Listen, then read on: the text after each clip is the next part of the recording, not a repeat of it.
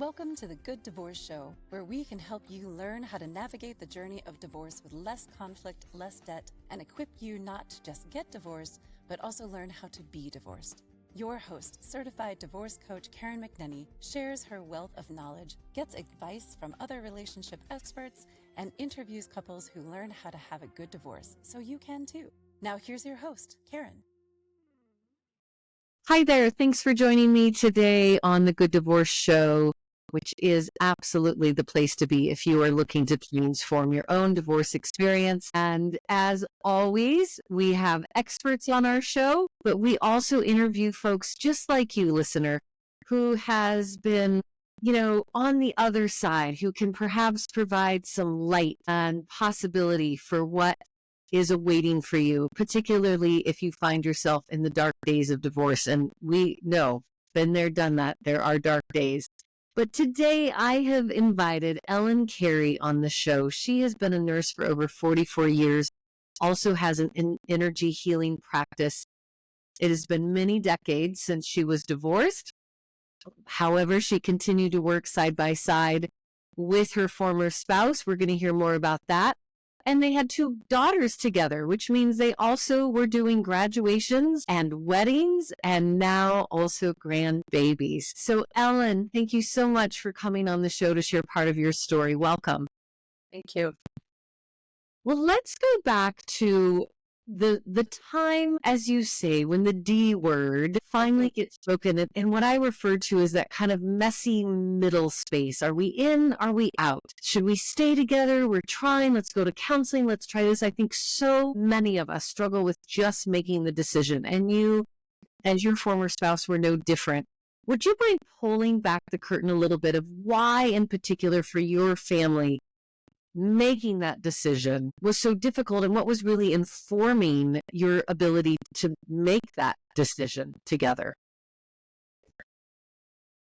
Well, first I would say that we all get married thinking that's our life going forward. And so when all of a sudden you find yourself in a position where there's not a lot of forward thinking going on in terms of what you and your partner are going to be, there's just a stall that happens in life. And I have always said that there's 3 ways it can go. You can either stay steady as stay the course and it sort of suck it up and carry on, and there's a distance there, or you get you're a lucky one and a recalibration happens and you not reclaim a way moving forward that is different and mutually beneficial or acceptable, or you get divorced. It feels like there's 3 ways to go.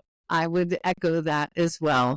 Yeah. And so something had happened to change the dynamic of our relationship where we weren't, each one of us was kind of going inward in our own way to deal with whatever we were facing, rather than trying to come together and find a different solution or find a different way. And how long had you been married when the question came up? When the decision had been made, you had been together quite some time. Yeah. Let's see.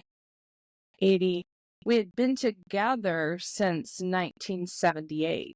Right. We got married in 84. Yeah. So it had been nearly 30 years. And so the difficulty was both people were family oriented. Both of us really cared about what we had built together. There was always mutual respect and deep love.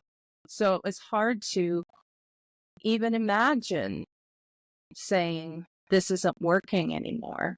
And you had children. We did. And they were, at the time when I realized that the relationship was suffering, I still had a daughter, 1 daughter left in high school. The other one was in college. So, and at the time, I guess the question is, did your children ever move between homes? No, they did not. Waited. And was there any part of you in that, let's just wait till the kids graduate? No, that was also something in my back of my mind that I always found curious, because if you then stick it out for the kids, you're modeling a poor relationship for them. Mhm. And, that I think, to the extent that you can be honest with yourself and honest with your partner and reflect that, that's a huge part of any relationship, even if it's not working. Yeah. And that kids need to be able to see those processes. And I don't know, it's almost like a magnet. I never had any reason to doubt my relationship. I never had any reason to not trust or have any desire not to be married. And then all of a sudden I am faced with what's happening here. And it was very much not anticipated and a surprise. Right? Well, and none of us married with the intention of getting divorced. Right.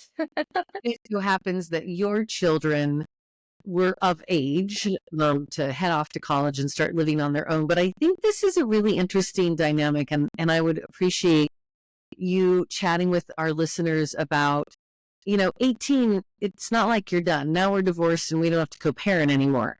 Because I know those 18 to 25-year-old, that period, they're still trying to, get through college and get financially secure and find their job and long-term relationships. So there's still a lot of parenting going on. And sometimes when we divorce after the kids are out of high school, especially during that last stage of adolescence, 18 to 25, the family doesn't really have a rule book. We didn't have a parenting plan. We don't have a schedule of where we spend holidays. We don't know how to kind of operate as a family that is divorced. So how did you and your children and their father begin to navigate this new territory that you had never been in with young adults who still needed a co-parent team? Well, it's messy, and you do the best you can. I think that my older daughter she moved, and she was on the East Coast, so she had more distance to it. And my younger daughter was going to college in the same town that we lived in. And I think that it may have been hard on her, because the dad would want to be with her, and then the mom would want to be with her, and she's launching. And she doesn't have that solid home that she perceived to be launching out of. And so clearly, when the divorce is fresh and raw, or even if there's a time of separation before the actual divorce, there's a lot of just maneuvering and trying to figure it out. I think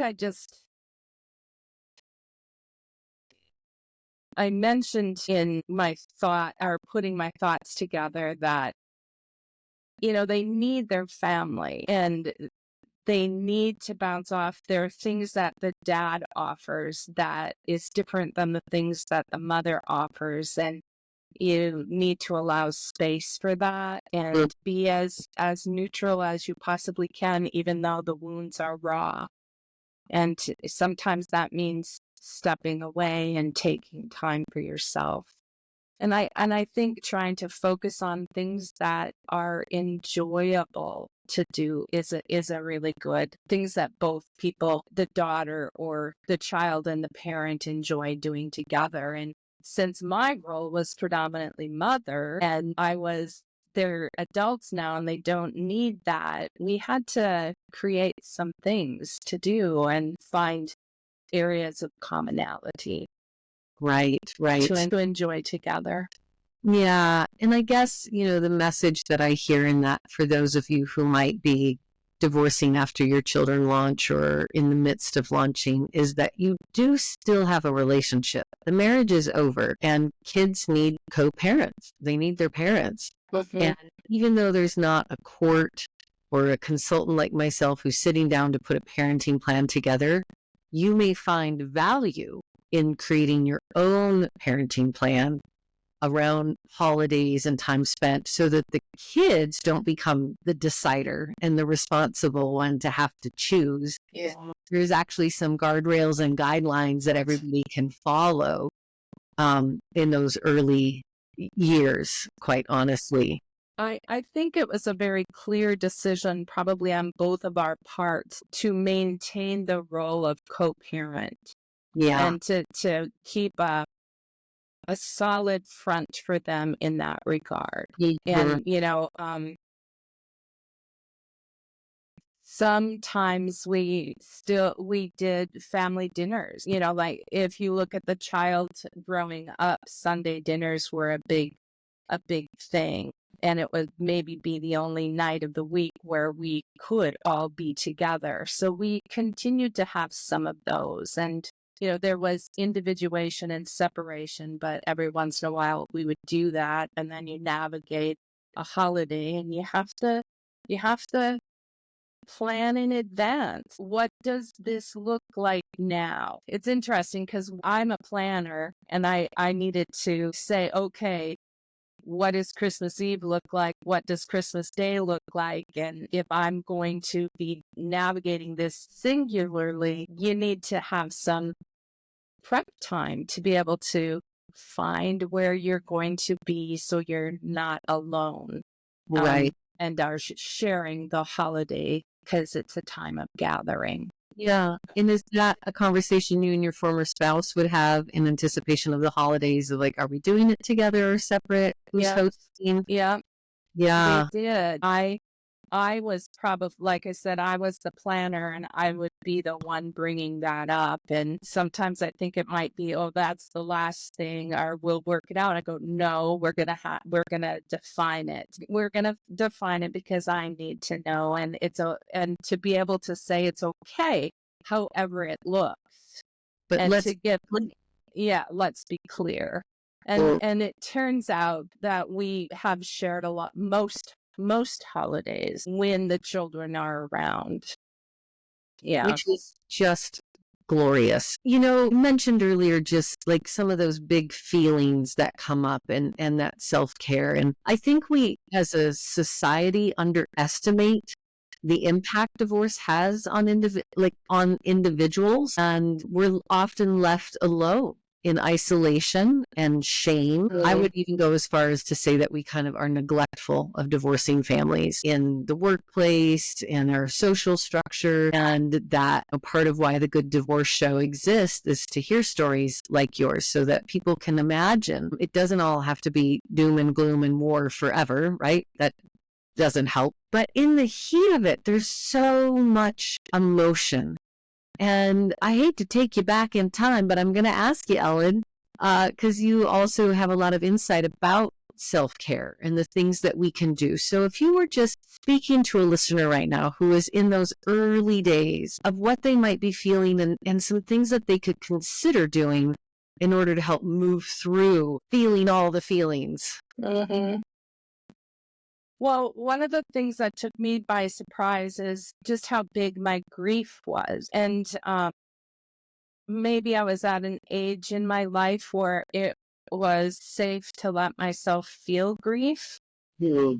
But the grief that came pouring out was much bigger than the divorce. And I was quite taken back, I think, by this surge of grief that just kind of overwhelmed me. And then I realized that I was grieving certain aspects of my childhood. I had experienced the death of a fiance in my early 20s.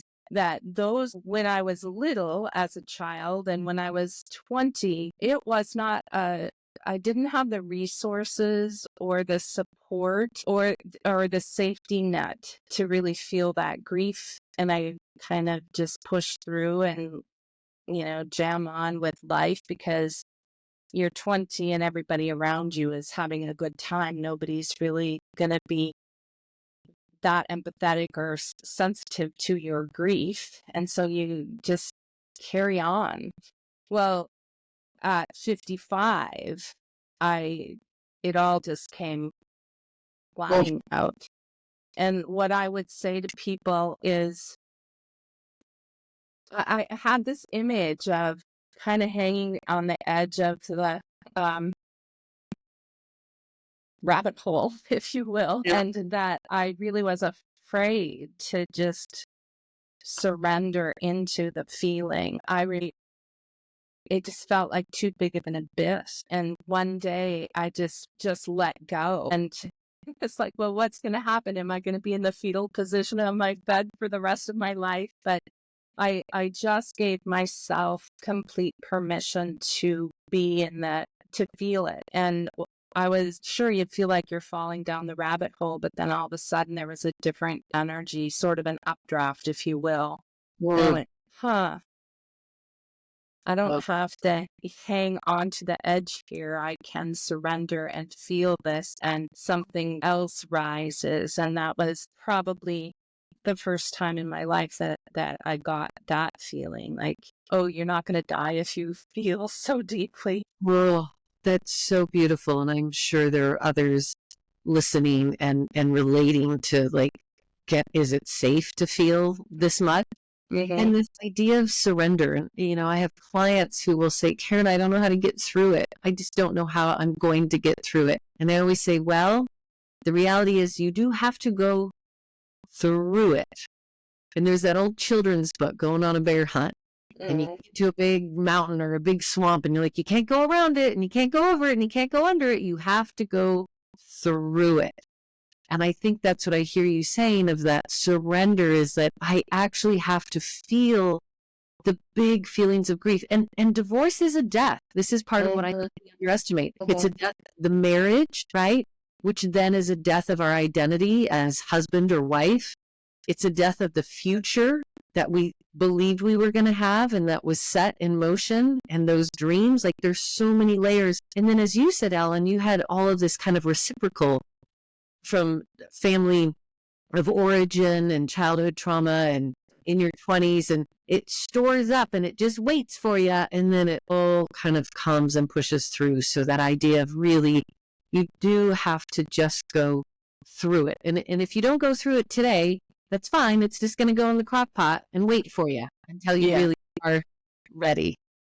And, I guess one of the best pieces of advice I was given was, when you feel overwhelmed, just take a nap. And it's like your mind gets out of the way, and all the thoughts, like if you're feeling shame or if you're wondering what you're going to do and your mind starts racing, if you can just surrender into being with yourself in this emotion and be able to nap, it's like a reset, and the natural buoyancy of you has an opportunity to fill your space again. So I did actually take a lot of naps, and then the other thing that I really did is found some body movement that I could enjoy. And that was, I got into bicycling, and I rode a lot and found some friends who rode. And so it's the combination of being able to feel like you're moving in the world and surrendering at the same time. It was a good combination for me. Oh, that's such great advice. When in doubt, take a nap. Yeah. I think something else that we forget is that as much as we've romanticized marriage and we plan the wedding and we're fed a lot of fairy tale information, the reality is marriage is a financial contract. Yes. And I think we would do well to educate young people and everyone who is on the verge of getting married for the first time to really understand that financial contract. And for you, that was complicated even more because where you were employed at the time of divorce was at a law firm with your spouse. Yeah. So listeners, hold on to that thought for a moment. And when we come back from the break, we're going to hear from Ellen how she navigated her new financial reality, working alongside your ex-husband and pushing through and finding things in her own professional life that also became her own. So stay tuned. We'll be right back.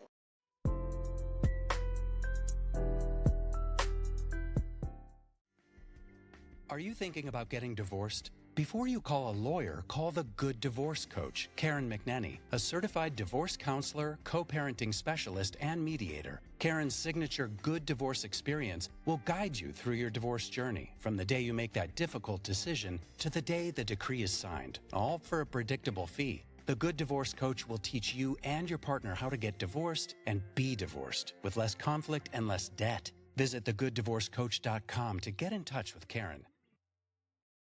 Now, back to the show with Karen. Welcome back to the Good Divorce Show. I'm Karen McNenny, your Good Divorce Coach, chatting today with Ellen Carey, a longtime nurse, also energy healing practice that she helps to guide other people through their own journeys, and a mother, an ex-wife, and now a grandma, and freshly retired. Congratulations, Ellen. Thank you. So exciting. So I mentioned just before we went to the break that you have this experience that is unique because during marriage, you and your spouse worked together in the same law firm. And can you just give a quick high level, like what were you doing there and what was he doing there and how the collaboration looked like? So my ex is an attorney and I am a nurse, as we've established, but the office works with a lot of personal injury and workers' comp and a little bit of medical malpractice considerations. So all of that kind of law, there's people that are injured and have health-related issues that are really part and parcel to the legal case. So the law firm has historically had nurses working to support the case management and to get the information forward for the attorneys. So I had I began working at the law office in 2006, and prior to that, well, I guess that's enough. Give us the highlight of, Yeah. And just for a sense of context and how close you were working with your spouse, how many people in this law firm? It's a small law firm. There's 3 attorneys, 1 nurse, and 1 or 2, an office manager, paralegal, and sometimes there was another receptionist. And Yeah, to be clear, listeners, this isn't like, oh, we both work together at Amazon and we don't really have to see each other and we can avoid the hallways. right. It's very intimate, less than 10 people, you're going to be 5 interacting. or 6 people. Yeah, and so there you are, not only a financial tether to your spouse, but also your livelihood as you considered going into singlehood. And again, I'm going to ask you to go back and think about all that asset division and the things that, have memories. And I think sometimes we start clinging to things that may not matter down the road, but it is a big part of the divorce process is the division of assets. Yeah. Part. Oh, yes. I think that, when you go into marriage, most of us are thinking about the relationship and not so much about finances. But finances always come into play. You're working, you're wanting to create, save for your, start saving for retirement. You want to have a house, you need cars, you have to pay for childcare, all the things. So who's providing health insurance in the marriage? There's so many pieces that all translate into money. So starting out with very little and being able to have successful careers independently at first, I did a lot on before the law office in the healthcare field. But at some point you reach a level of stride where we were doing pretty well. And so then you start the divorce process and the glue of the marriage is gone or the relationship is gone and you have to start untethering everything. And the financial piece or the marriage is an economic institution. That was the biggest building block of the marriage that had to start being parsed out and tethered, untethered. That took me by surprise. I wasn't really prepared for it. The money piece, while I enjoyed having some ease and my financial ease, it was never my focus. So during the divorce process, you have to unpack all of that piece by piece by piece. And for some people, money can be really threatening, or there's not enough, or the tug and pull. It's a difficult maneuver. And I was very grateful to have the guidance of the attorney to talk to me about my legal rights with regard to the financial building block of the marriage, and have guidance about all of that, to be able to be supported as you're going through all the unpacking. Right.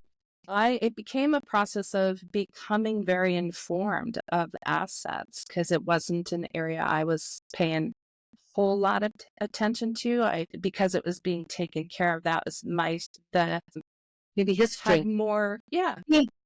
And there's always a not uncommon kind of a division. I think sometimes, if we just go with gender roles of this era, the man is managing the money, tracking the money, distributing the money, in the same way that some dads find themselves a little bit fish out of water when they have to take on a lot of the child rearing responsibilities as a single parent that mom was taking care of. I think, really what we are saying to you listeners is that you're going to start to become a holistic approach to your entire life, all yours to carry. And that can just be really disorienting for some of us. Well, it was a good process. It was good for me to start taking that and understanding what then is the foundation for my life going forward. So I think by the time the divorce happened, I was very well informed, because I was paying attention to all of that detail. Because your divorce had a very long tail, 4 years. Yeah. From day of decision to day of decree. And meanwhile, or roundabout, there's also this working relationship. So did you quit? Did you quit the marriage and quit the job? What was the tension of decision making? And ultimately, we all want to hear what happened. Okay. Well, the 4 years was separation to divorce. And so there was a period of separation where neither one of us could get to say the D word. Separately. Finally, yes. At some point, I just went, this relationship doesn't feel good to me.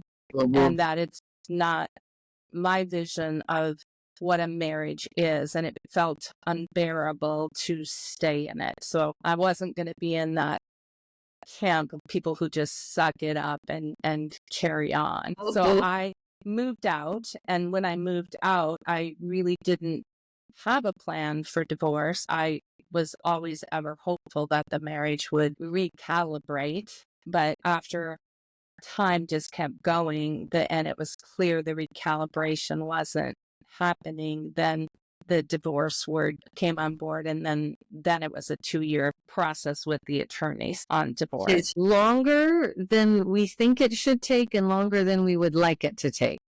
Yeah, and part of that length is just attorneys are busy people. And, you get on their calendar and you do something that moves the process along, and then you have to wait for the next opening in their calendar, or something has to happen before that. And so that 2 years really isn't anything that you can control or speed up. Unless you work with a divorce consultant like myself. Right. Yes. Where I'm in touch with my clients every week, sometimes twice a week.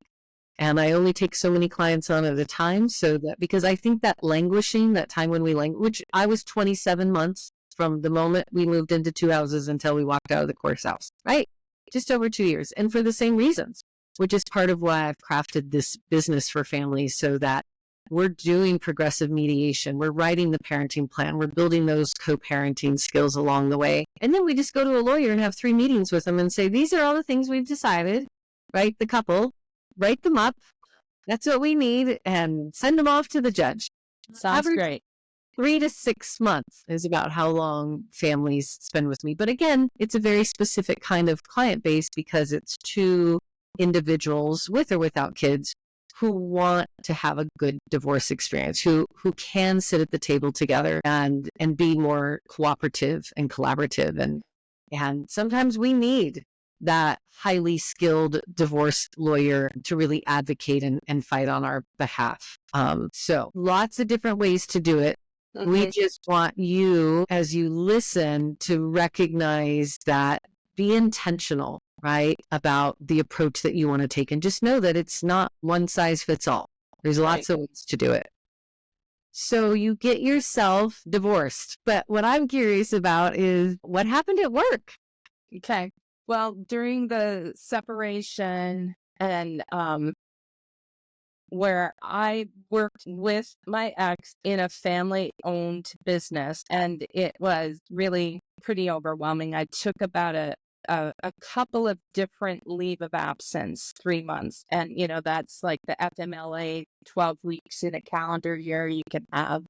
I took that for myself and just real quick, Ellen, because I'm curious, you took FMLA. In this case and within the HR policies of the firm, was divorce actually one of the qualifying factors of FMLA? No, and the law firm is small, so they don't really have to do FMLA, but I knew that 12 weeks was a right that many people had, and so I took it. Yes. And I didn't know if I would be back. I just said I'm taking a leave of absence, and I left it at that. And I had some ideas to create, do the work that I do as a consultant for many law offices. But to tell you the truth, my bandwidth was pretty low. So I gave myself some time and space. And then when I really knew the divorce was happening and that's this ultimate separation of our marriage was going to be absolute, took another leave of absence. And at that time, I applied for a job that I had every qualification that the job asked for in the essential functions. And, not to be egotistical, but all my life when I apply for jobs, I get them. And so I just had no reason to think that I wouldn't get that job. And I had the application completely done and I was going to send it online, and I just took a pause.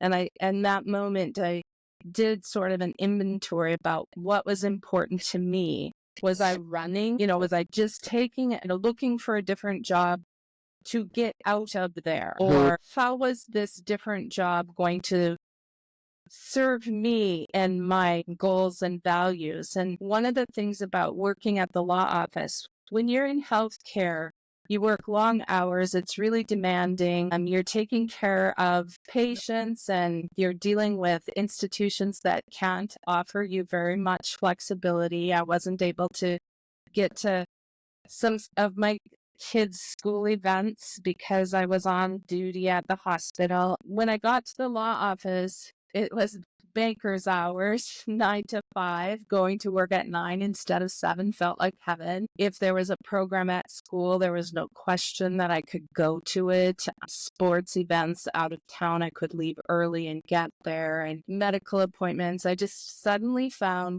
in my life I had qualities in my job that mattered. And then, not to forget the energy healing practice. I was working 4 days a week and I had 1 day free. And I was in the process of building my energy healing practice to see clients on that day. And so when I was going to apply for this other job, it was full time. I needed that for the financial salary and health benefits and all of that. I wouldn't have been able to have my energy healing practice. I just went, no, I don't want to step back into not having the flexibility and the quality of work life that I have. So I didn't send the job application in. And that's when I kind of recalibrated my own self, going, why does everything about me have to change? And can this stay the same? Because good for me. It's beneficial. It's benefiting me in many ways. In many ways, but it will Mhm. require you to work alongside Mhm. your former spouse. And Correct. even the very best of divorces are hard, and Yeah. they Yeah. usually be, and if we're lucky, they get better. So you really did have to recalibrate and make a decision and a commitment to go back. So I chose not to be looking for other jobs. I just went, I don't have the bandwidth right now. I'm just going to ride this. I did get some certifications I started working on certifications that would allow me to put my own shingle out and do nurse consulting. But I found that I didn't like it because it's beneficial and good to be involved with something from the get-go, to be involved with the case from the get-go, to understand what the issues are and then be able to contribute as you go. And being a part of it from the beginning, I could anticipate a bit where a big push on my part would need to happen. And I did do some consulting on the side. And they don't really understand how much time it takes me to do what I need to do and timelines. It was very pressurized, and you didn't have the working relationship or the dialogue along the way that all helps everything to unfold more smoothly. So as time went by, I just went, this is what I'm doing, and it's okay. And how did you reconcile? And what did it look like over time? Because it's been 9 years since you divorced, and you just retired like yesterday. Yeah. And was it a conversation you had with your ex-spouse around new boundaries or how you would operate in the office? Or was it just business as usual, carry on, and was just really boundaried within that work window? It wasn't really we didn't really have a conversation about it. I think that, you can interpret it a few ways. I really strove for neutrality while I was at work. And, it could be if she's just compartmentalizing her emotions. I kept in touch with how I was feeling, and I was very private about how I was feeling. And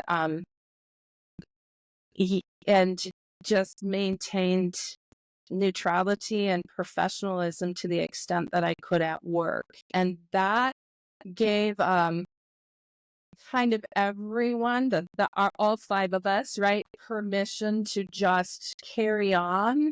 And, there's something kind of soothing about that too. And I think, people understood that people just were kind. They gave me time and space, and I think that they appreciated the neutrality and to be able to just do the work. And I'm here to say compartmentalization can be very beneficial and appropriate. And I like how you said, I stayed in touch with my feelings, but we pick and choose, right? I might be a fetal position, crying my eyes out on the bathroom floor. I'm not going to go to the grocery store and do the same thing. Right. It's this idea of how do we manage those emotions? We don't dismiss them, but we manage them. Right. And you and your former spouse found a way to manage that at work and continue to work.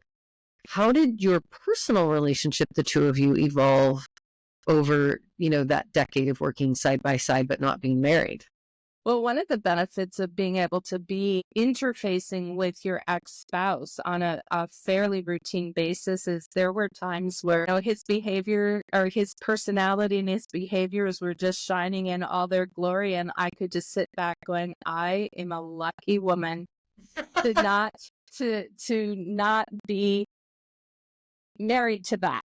So, it just gave me some distance and appreciation, whereas before I might have not, I just noticed like, that's just a bother, or, I don't really care for that. They don't have to engage in it. Not my not my monkeys. Yeah, so it was really just provided me great insight along the way. Some of it is humorous in that way. And then affirmations that I did receive a lot of self-affirmations by just staying in that neutral place of and then the positive side of that is, there were many things about, I trust trusted his judgment, his intellect. I appreciated his skills in life and as an attorney. And I still was able to benefit from that as the years now have gone by and the ongoing support too. Well, sometimes I think we have this idea in our head that if you get divorced, your only option is to hate the person and be enemies in perpetuity. Well, that is just nonsense. There was a love story. I mean, for most of us, our children were born from love, and we don't have to throw the whole baby out with the bathwater. And I think this story is so extraordinary of being able to the parts of the relationship that were good, which was your professional relationship and your parenting relationship. Most of us, we have to find our co-parent world, but you also have to find that professional world. And we talk a lot in the Good Divorce Experience about becoming indifferent towards your spouse, which is kind of what you described in my imagination of, oh, there's that behavior, but I'm not getting ignited. I don't have to teach to it. It's not, I can laugh at it. I can look at it and go, yep, that's that. But I don't go home with that anymore. Yeah, I don't go home with that anymore. And the ability to just kind of let that water shed off of us. And we say it comes for most of us in time. And what I want to encourage you to do, those of you listening, is just put a little pressure on the gas pedal.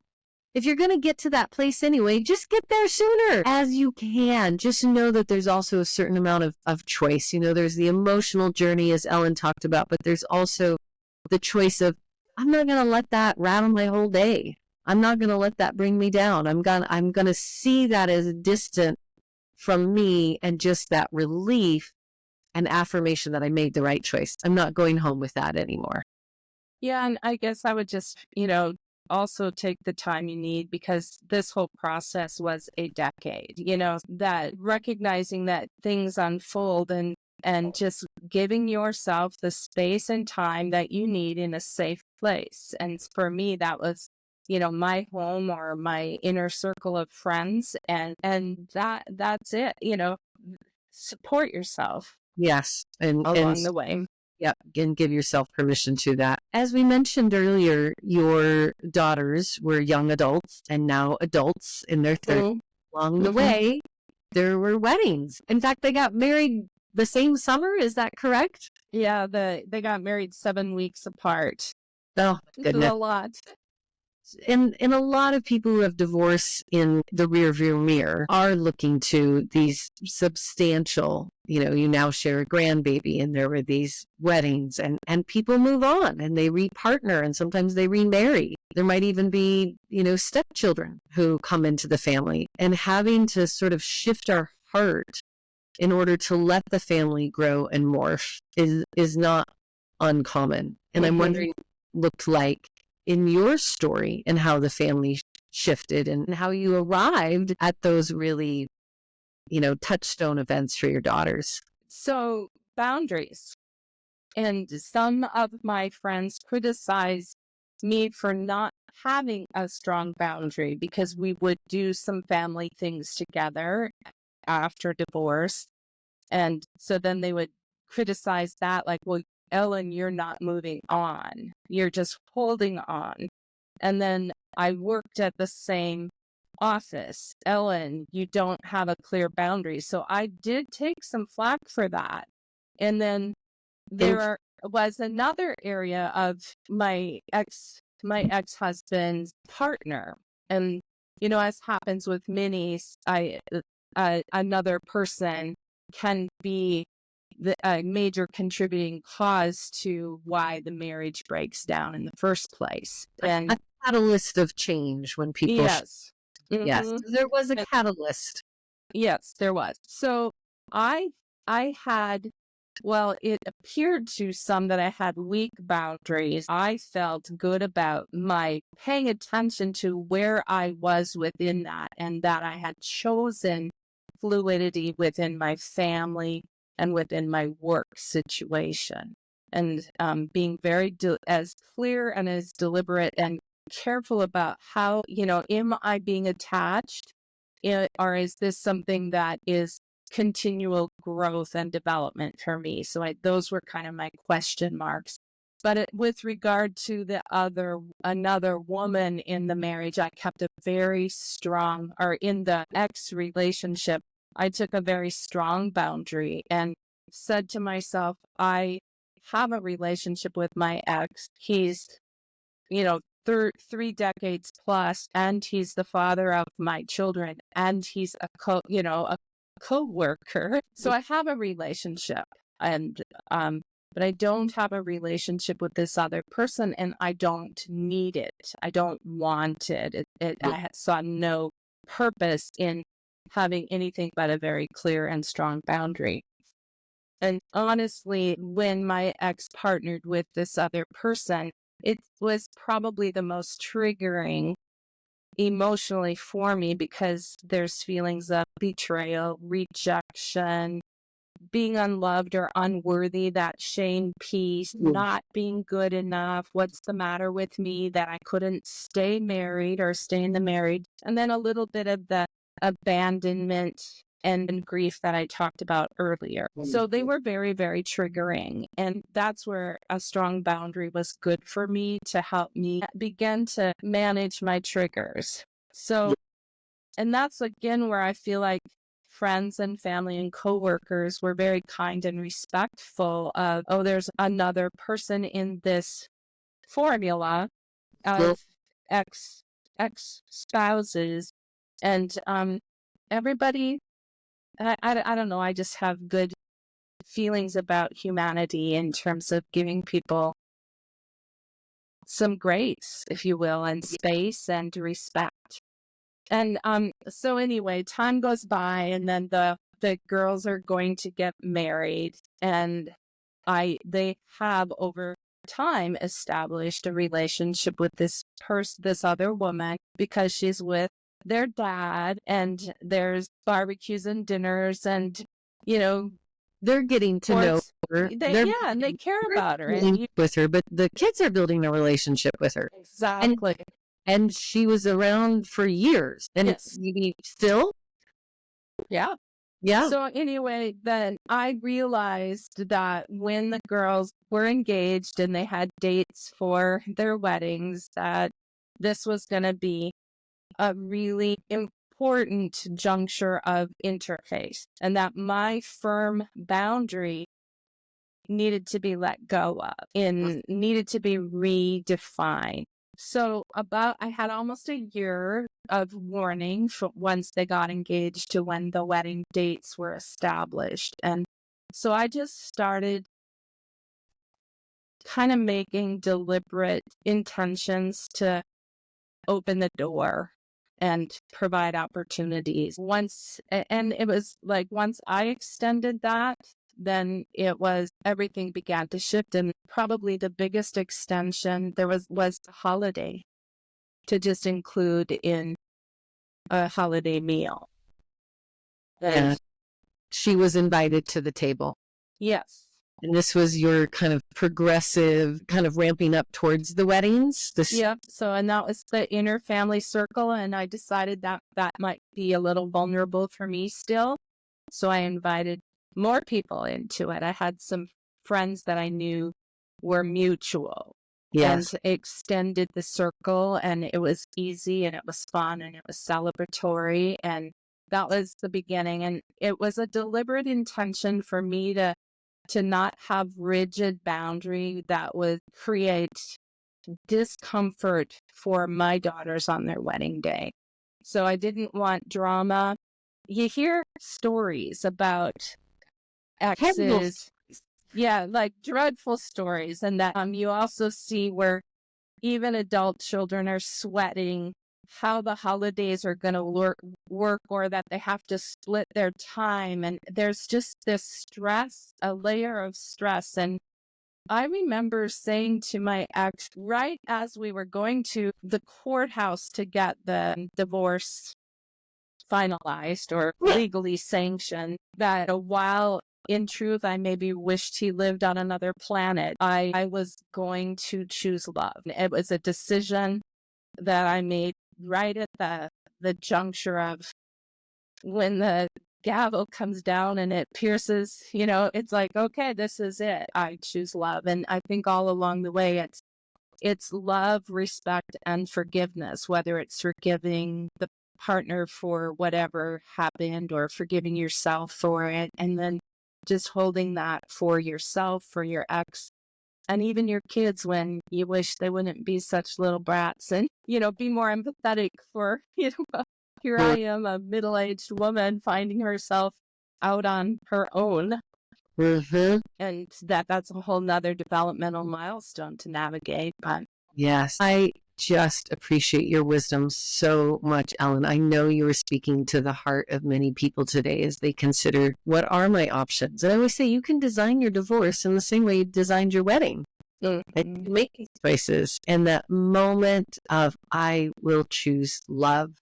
And then the moment I will choose to integrate this other person appropriately, intentionally. Sometimes I think we let these things happen to us rather than getting in the driver's seat. Yeah. And deciding, this is what I will and will not accept with my boundaries. And I do so with love, right? And clarity. And now I'm ready to make it a little more porous. Did the weddings go? Well, they were great days for my children and for their family. And it was a celebration of love. So yeah, it went really well. And I'm very proud of the way that I like that you have named it intentional. It was intentional, it was conscious, and I built opportunities to desensitize, and I didn't have, I wasn't triggered. I could just be in the presence of the joy of the day. And I do have to say that opening has changed, has continued the dynamic of being kind of fluid now in even a greater way. So within my family circle, within work, and then the extent, the modern family configuration, if you will, of all the people, all the players. All the players' families. And right. That's come in real handy because, 20 months after the wedding, there's a baby. So, or almost 2 years after the wedding, there's a baby. And so, that draws everybody in as well. And there's no thing and hawing around about, oh, when is it my turn that I get to see the baby? It's just, here we are. This is, and I know that my daughter feels a village, and in support of this new life. Absolutely. And why would we want to deny love? Right? Even if it's really beautiful. And before we say goodbye to Ellen today, at the time of recording, you have now retired as of like 2 days ago. Yes. So you no longer will be seeing your former spouse at work every day. You have a grandbaby, but would you describe for us what that relationship looks like today? Yeah. You, the father of your children, what you anticipate now that you don't work together, and how you would, how would you describe it? Well, we started our relationship way back in the day as really good friends. And I would say that that's still the state of our relationship, is that we're very good friends. And if I was in trouble, there is a person that I can call.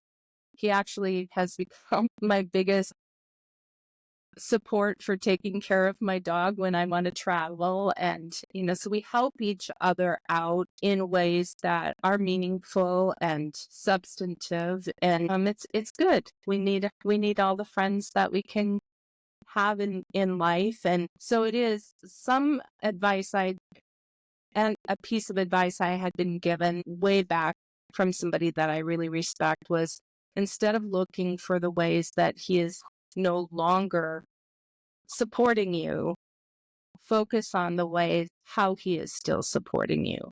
And that was helpful, actually, and really helped to remind me of the friendship piece of it. So yeah, we're friends. And when I left the office on the 31st of December, got a hug and just said, I'm going to miss you here. So that was nice.